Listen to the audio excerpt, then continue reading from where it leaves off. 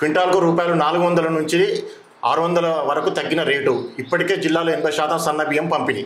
దిగొస్తున్న బియ్యం రేట్లు, సర్కారు సన్న బియ్యం పంపిణీతో ధరలపై ఎఫెక్ట్. తెలంగాణలో సన్న బియ్యం ఇవ్వడం వల్ల దాదాపుగా 1 కిలో కూడా వేస్ట్ అయ్యే పరిస్థితి లేదు. ఏంటంటే ఇప్పుడు ఒక విషయం ఎగ్జాంపుల్ ఏంటంటే ఆంధ్రప్రదేశ్లో మనం చూసినాము బియ్యం స్కామ్, చాలా పెద్ద స్కామ్ బయటపడ్డది. ఒక విషయం ఏంటంటే రేషన్ షాపుల నుంచి ప్రజలకు రావాలి, ప్రజలు వాడుకోవాలి. యాక్చువల్గా ఏంటంటే ఈ దొడ్డు బియ్యం ఉండడం వల్ల ప్రజలు ఏం చేస్తారంటే అదే రేషన్ షాపుల వాళ్ళకి అమ్ముకుంటారు. రేషన్ షాపు వాళ్ళకు నుంచి రాజకీయ నాయకులకు పోతున్నాయి. రాజకీయ నాయకులు ఇతర దేశాలకు ఎక్స్పోర్ట్ చేసి డబ్బులు సంపాదిస్తారు. దీనిలో పెద్ద స్కామ్ జరిగింది. దొరికిరు కూడా ఇప్పుడు కేసులు అయినాయి, చాలా పెద్ద పెద్ద కేసులు అయినాయి. ఇంకొక విషయం ఏంటంటే మన తెలంగాణ ప్రభుత్వం సన్న బియ్యం ఇవ్వడం వల్ల ప్రజలు వండుకొని తినే పరిస్థితి ఉంది. 1 కేజీ కూడా ఈ రోజు వృధా అయ్యే పరిస్థితి లేదు. నిజంగా ప్రజలు హర్షిస్తూ ఉన్నారు.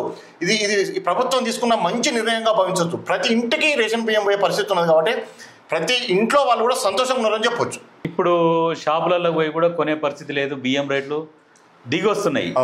ఇప్పుడు దిగి రావడం అనేది ఇప్పుడు చాలా నిజంగా సంతోషం. ఇది క్వింటాల్కు 5,500 6,000 దాకా ఉన్నాయి సజ్జన్. ఇప్పుడు తగ్గింది కదా, ఇప్పుడు 6,500 నుంచి ఇప్పుడు 5,000 లోపలికి వచ్చింది. ఇంకొక దాదాపు కూడా 500 తగ్గే అవకాశాలు కూడా ఉన్నాయి. తగ్గింది.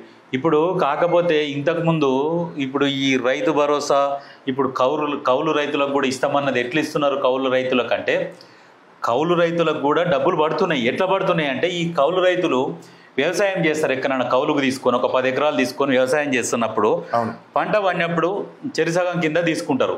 పెట్టుబడి అంతా తీసేసినాక సగం కింద తీసుకుంటారు చేసినందుకని.